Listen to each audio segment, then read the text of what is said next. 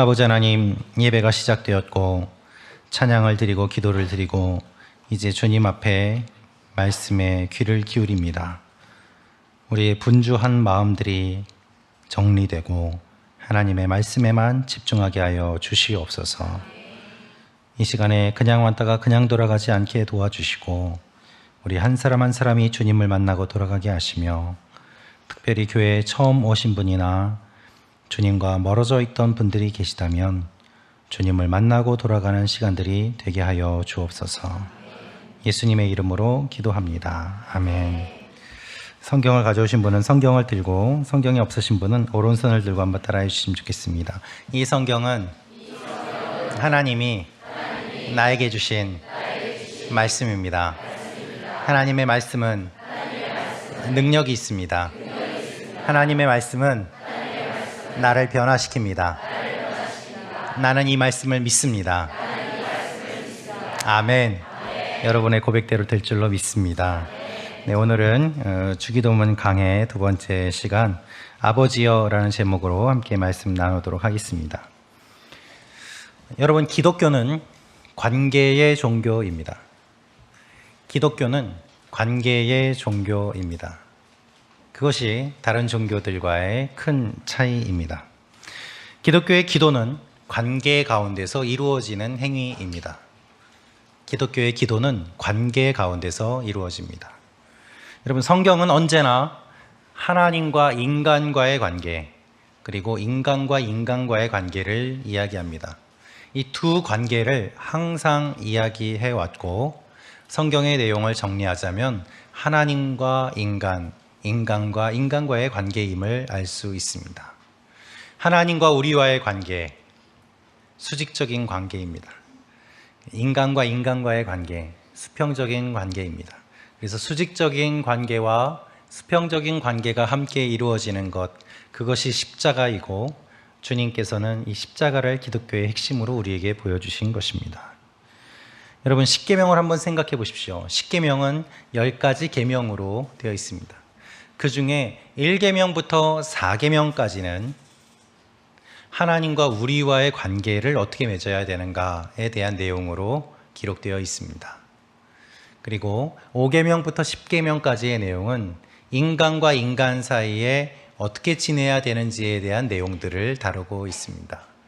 10계명이 두 부분으로 나뉘어진 것에 대해서 예수님이 더 간단하게 알기 쉽게 정리해 주셨습니다. 주님께서는 이렇게 말씀하셨습니다. 하나님을 사랑하라. 그리고 이웃을 사랑하라. 이것이 온 율법이요 강령이니라 말씀하셨어요. 성경에 있는 많은 내용들이 있지만 결국 하나님께서 알려주시는 것은 하나님 사랑과 이웃 사랑이라는 것입니다. 이 두 관계가 기독교에 있어서 핵심이고, 또한 우리가 하나님 앞에 기도할 때에도 이 두 관계를 기억하며 기도해야 될 필요가 있는 것입니다. 그래서 예수님은 이 주기도문을 알려주셨는데, 기도는 하나님과의 관계, 이웃과의 관계가 포함되는 것을 알려주세요. 주기도문의 핵심은 관계입니다. 주기도문도 하나님과의 관계에서 드리는 기도, 그리고 사람의 필요에서 사람 사이에서 일어나는 일들에 대한 기도, 이 두 부분으로 나뉘어집니다. 여러분, 기도는 무엇입니까? 기도는 하나님과의 관계 가운데서 이루어지는 행위예요. 기도는 하나님과의 관계 가운데서 이루어지는 행위입니다. 기도는 대화입니다. 일방적인 외침이 아닙니다. 대화는 관계 가운데서 이루어지는 것이죠. 혼자 말한다면 그것은 대화라고 이야기하지 않습니다. 내가 말할 때 듣는 상대가 있고 그와 같이 대화하면서 그 관계가 깊어지는 것이죠. 그것이 기독교에서 말하는 기도라는 것입니다. 여러분, 물론 기독교가 아닌 다른 종교에도 기도를 해요. 그렇죠? 열심히 기도합니다. 시간을 정해서 기도하기도 합니다. 장소를 정해서 기도하기도 합니다. 그렇다면 그 다른 종교에서 하는 기도와 기독교의 기도가 가진 차이는 무엇이겠습니까? 기도한다는 행위는 똑같습니다. 그렇다면 무엇이 다를까요? 기도의 대상이 다릅니다. 다른 종교는 그들이 믿는 신들에게 기도합니다. 기독교는 우리가 믿는 하나님께 기도합니다. 기도의 행위는 똑같지만 기도의 대상이 다르기 때문에 이 기도가 큰 차이가 있는 것이죠. 우리 기도의 대상은 누구십니까? 하나님이세요. 그래서 기도는 하나님과의 관계 가운데서 하나님과의 관계를 깊게 하기 위한 것이고, 기도를 통해 하나님과의 관계가 깊어지며 그 믿음이 유지되고, 그리고 하나님과의 관계가 더욱더 성장하게 되는 것입니다.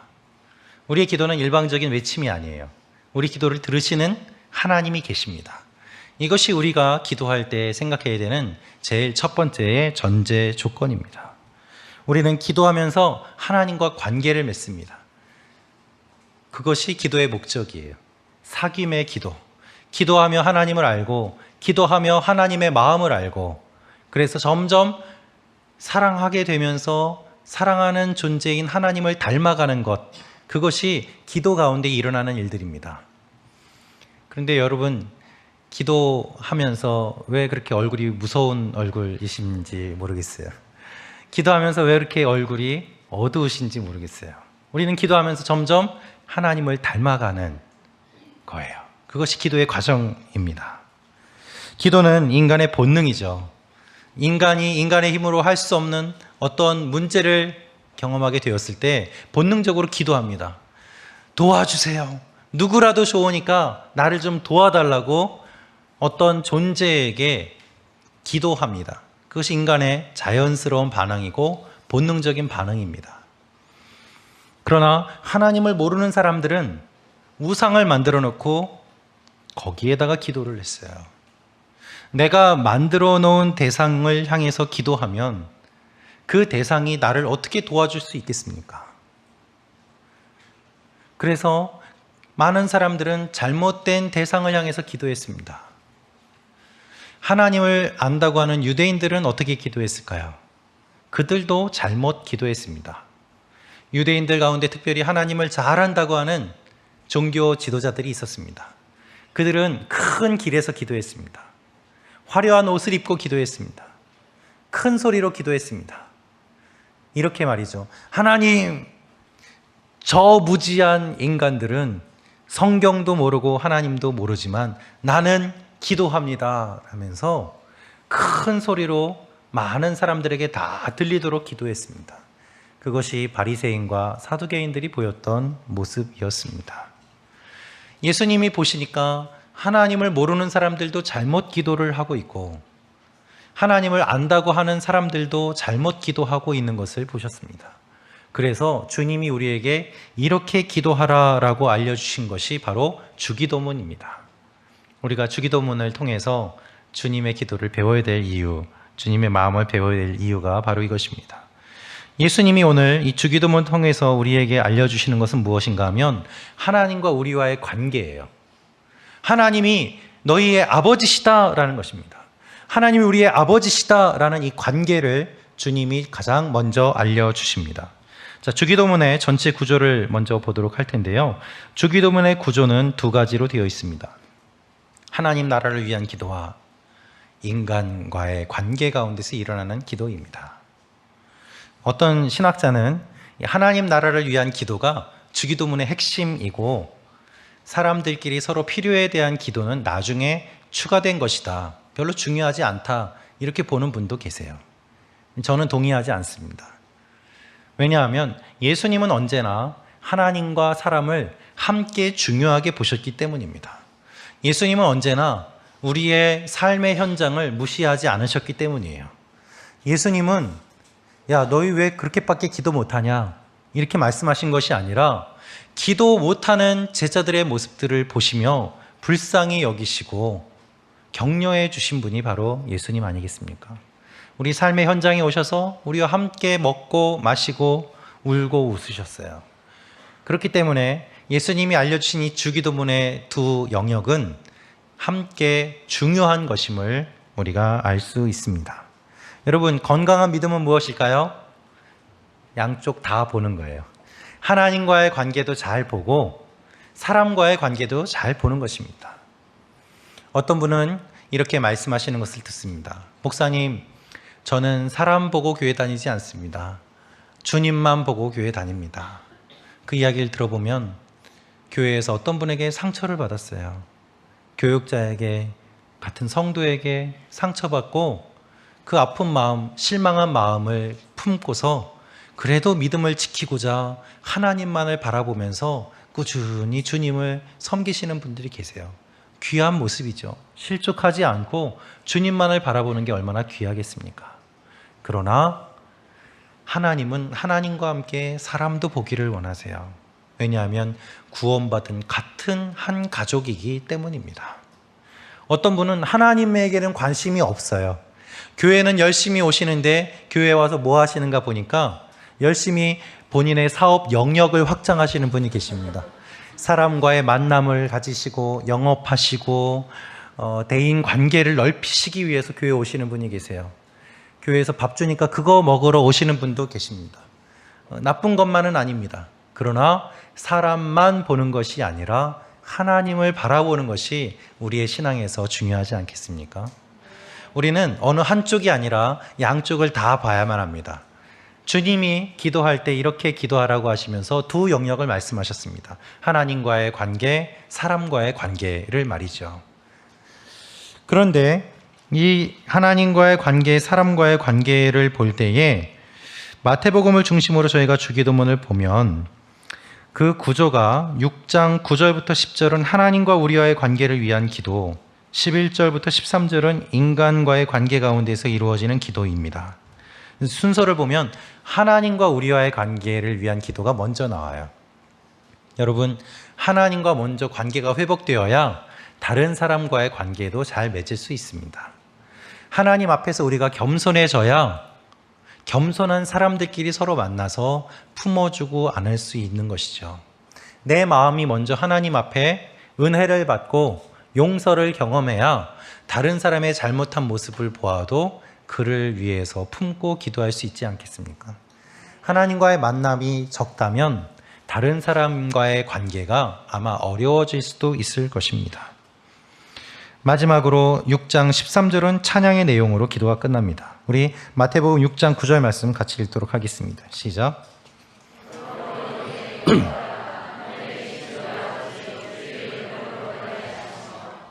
그러므로 이렇게 기도하라. 기도에 대한 이야기를 말씀하시기 전에 예수님께서는 이렇게 말씀하십니다. 그러므로 이렇게 기도하라.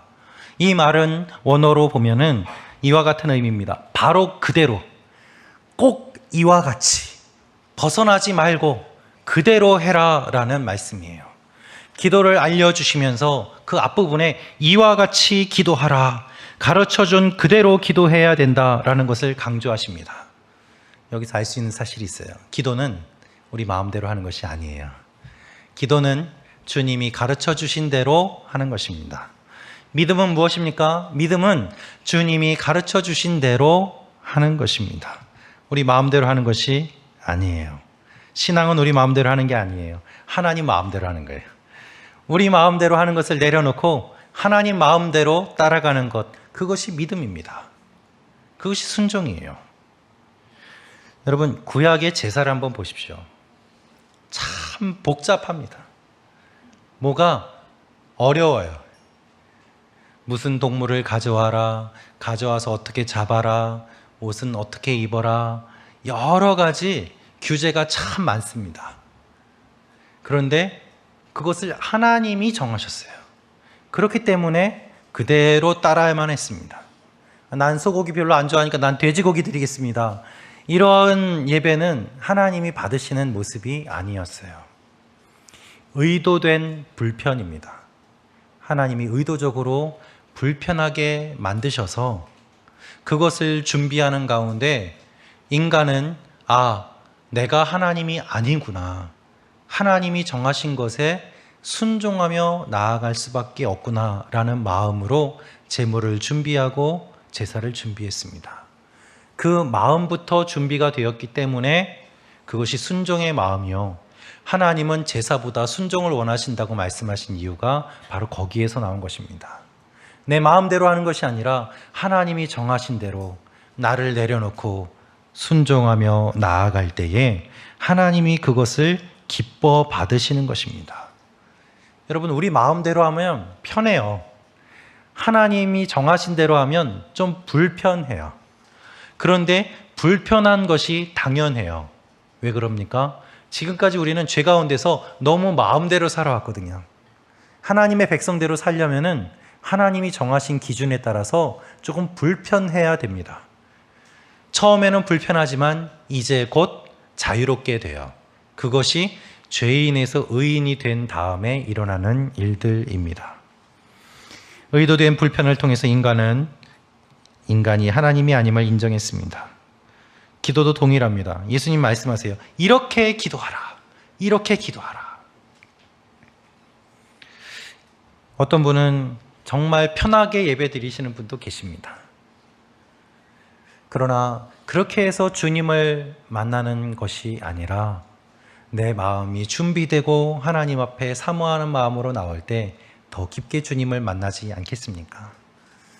율법에 사로잡혀 산다는 의미가 아니라 하나님이 원하시는 모습으로 나아가는 것, 그 순종의 모습을 주님이 기뻐하신다는 것이죠. 예수님이 이렇게 말씀하신 이후에 이제 기도의 내용이 등장합니다. 등장하는 그 첫 내용은 무엇인가? 바로 하늘에 계신 우리 아버지예요.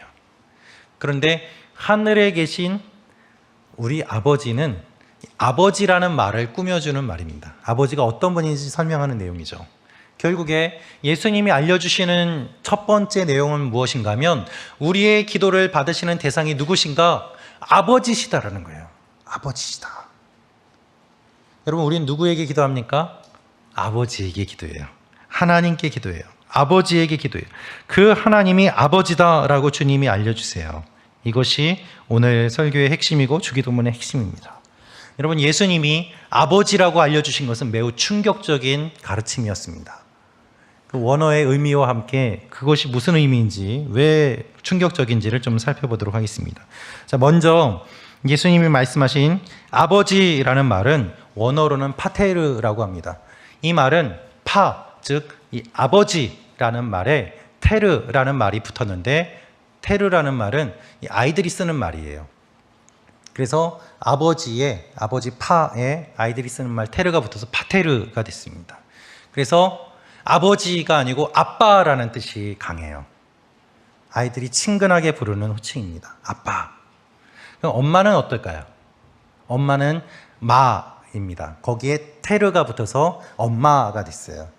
그래서 파테르, 마테르, 이 말이 영어가 돼서 father, mother가 되었습니다. 우리가 잘 알고 있는 아버지에 관한 친밀한 표현이 또 하나 있습니다. 그것이 바로 아바라는 말입니다. 이 말은 히브리어입니다. 히브리어로 아빠라는 뜻이에요. 그런데 성경에서 예수님께서는 특별히 이 부모와 자녀와의 관계를 강조할 때 아바라는 말을 사용하셨어요. 그래서 예수님은 이 두 표현을 다 사용하셨습니다. 이 히브리어 그리고 헬라어를 함께 다 사용하셨는데요. 예를 들면 이런 것이죠. 아바 아버지, 그죠? 아바 파테르. 이렇게 사용하시면서 하나님과 우리와의 관계가 어떤지를 다양하게 설명해 주셨습니다. 그런데 오늘 이 표현을 보면은 주기도문에서는 예수님이 아바가 아니라 파테르라는 말을 사용하세요. 그 이유 중에 하나는 무엇인가 하면 이 파테르라는 말은 한 가정의 가장으로서 존경받는 아버지의 모습이 이 의미에 담겨 있기 때문에 그렇습니다. 옛날에는 가족이 많이 있었습니다. 자녀는 부모의 재산이기도 하고 부모가 자녀를 팔기도 하는 일도 있었습니다.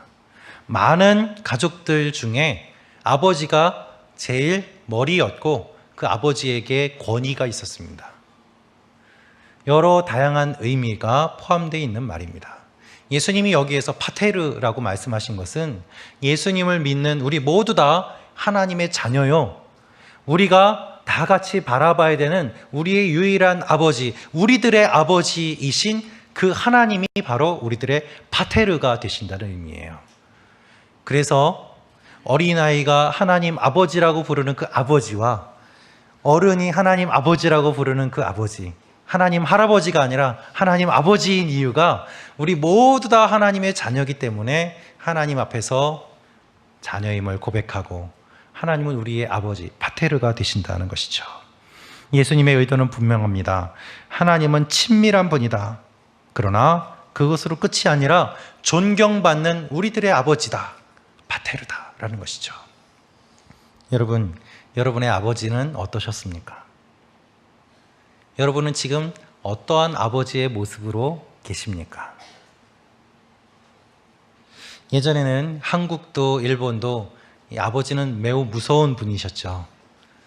가까이 하기 참 어려운 분이었습니다. 말수도 없으시고 친해지기가 좀 어려운 이미지가 예전에 우리 아버지들 아니셨습니까? 가까이 할 수 없는 그 모습을 보고 반성의 움직임들이 일어났습니다.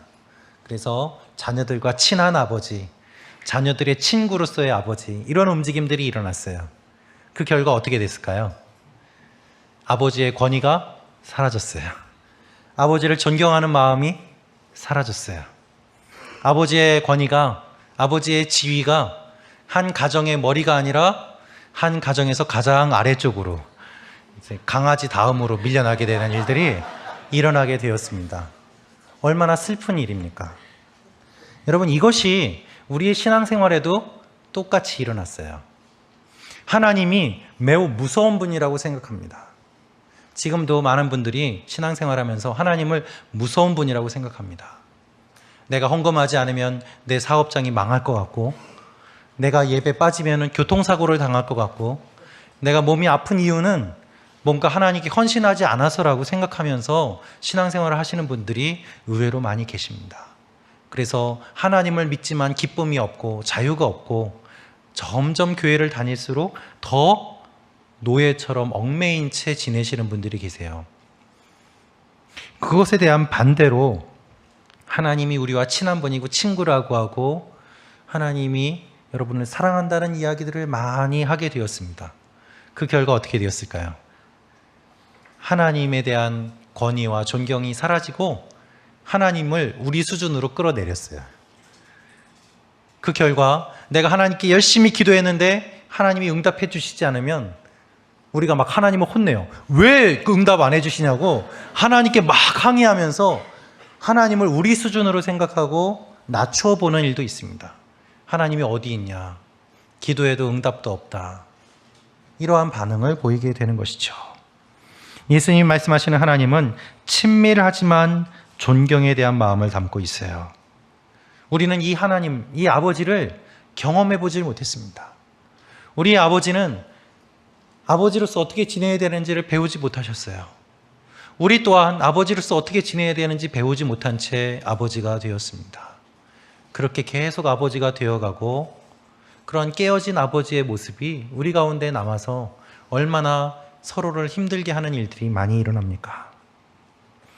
여기에서 파테르라는 말은 아버지들의 아버지라는 의미가 있습니다. 아버지들의 아버지. 구약 성경을 보면 이런 표현들이 많이 나옵니다. 아브라함이 이삭을 낳고 이삭은 야곱을 낳고 누가 누구를 낳았다.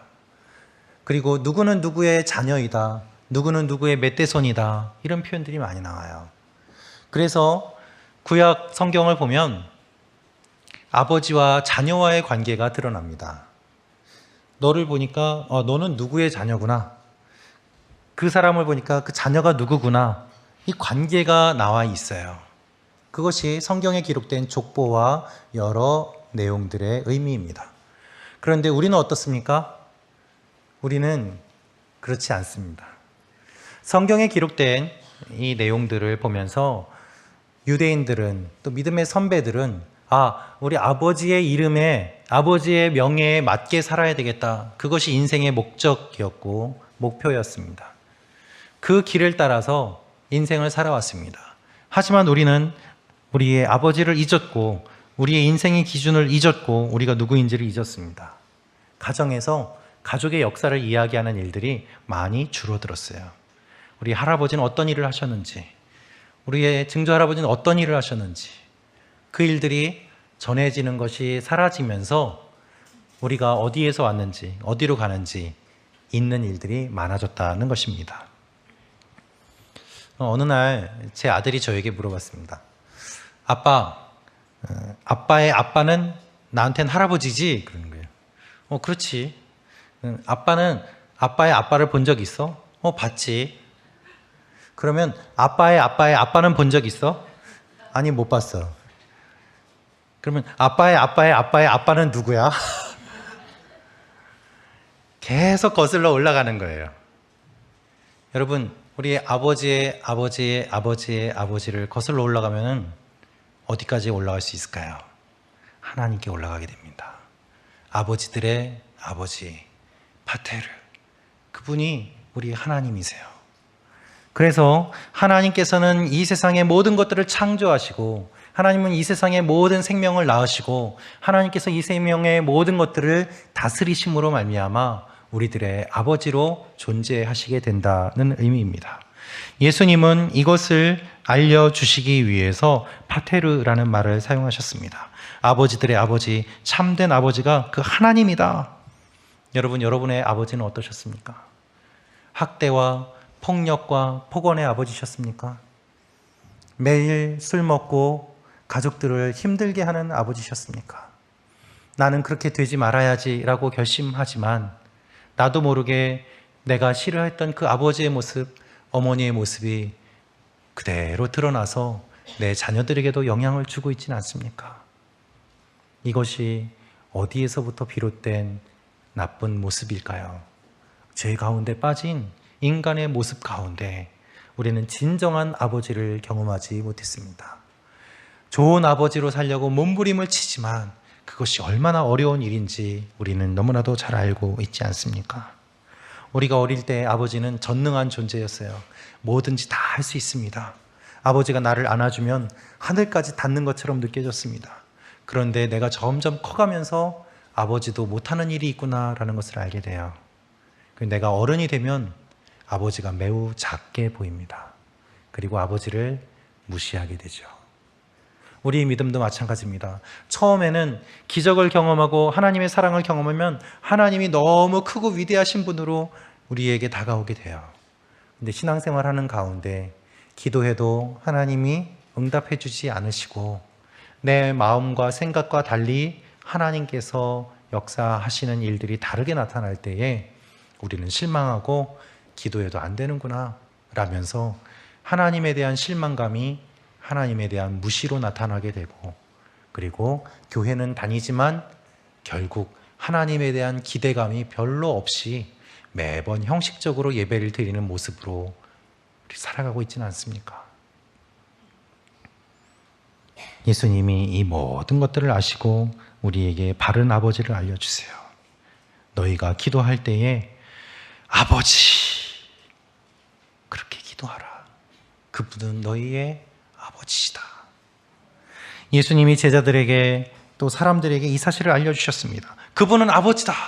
여러분, 이 가르침은 매우 위험한 가르침이었습니다. 왜 그랬을까요? 유대인들에게 있어서 하나님을 아버지라고 부르는 것은 신성모독의 죄에 해당하는 것이기 때문입니다. 어디 감히 하나님을 아버지라고 부르는가? 저 사람의 정신이 이상한 것이다. 저 사람은 죽여야 된다. 이것이 율법이 정한 내용이었어요. 여러분, 예수님이 십자가에 달려서 돌아가셨다는 것은 우리 다 알고 있습니다. 그렇다면 예수님은 왜 십자가에 달려서 돌아가셨습니까? 예수님의 죄목이 무엇입니까? 예수님의 죄목은 신성모독이었습니다. 우리 마태복음 26장 65절에서 66절 말씀 같이 읽겠습니다. 시작.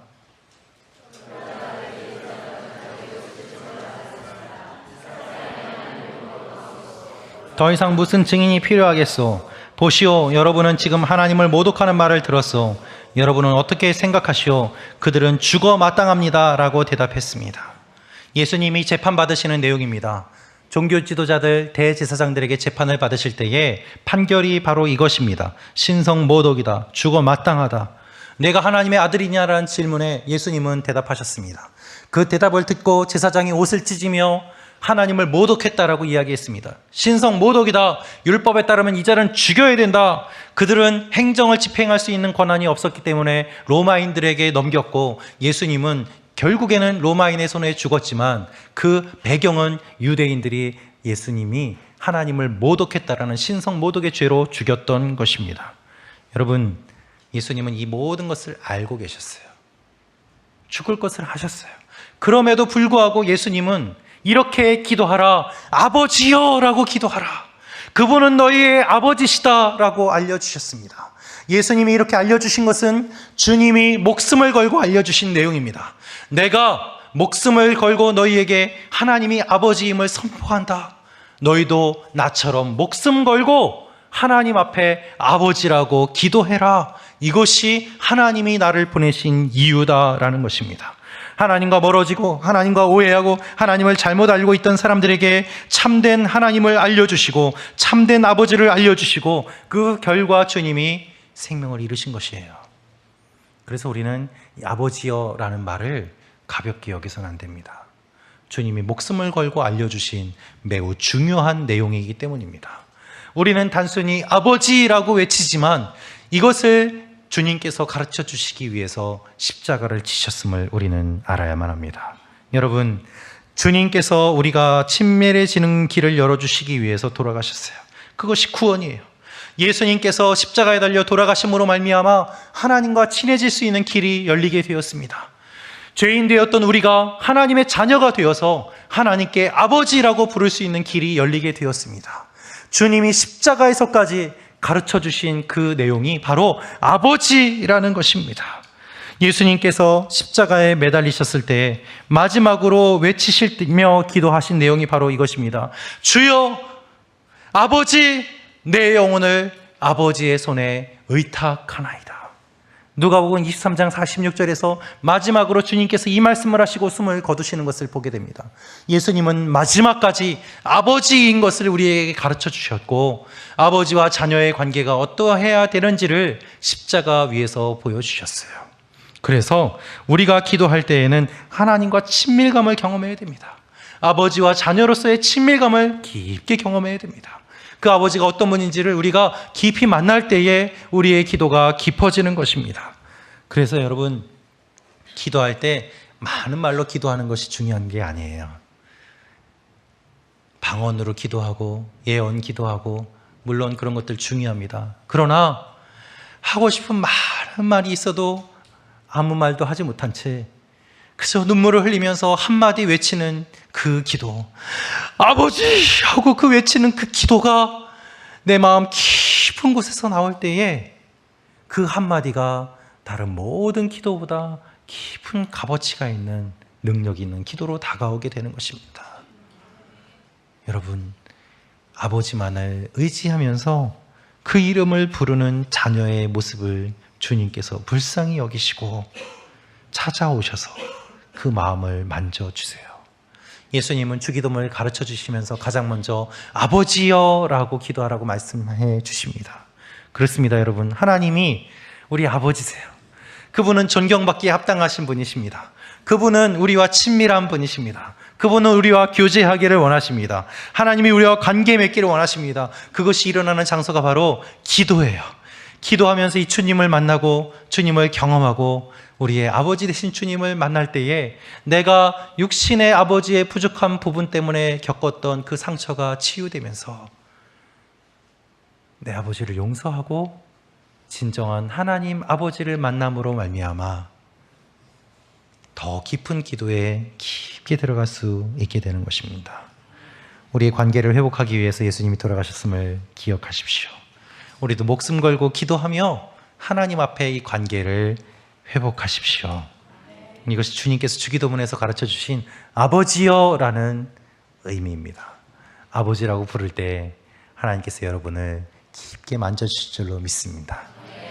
하나님이 여러분을 참 많이 사랑하세요.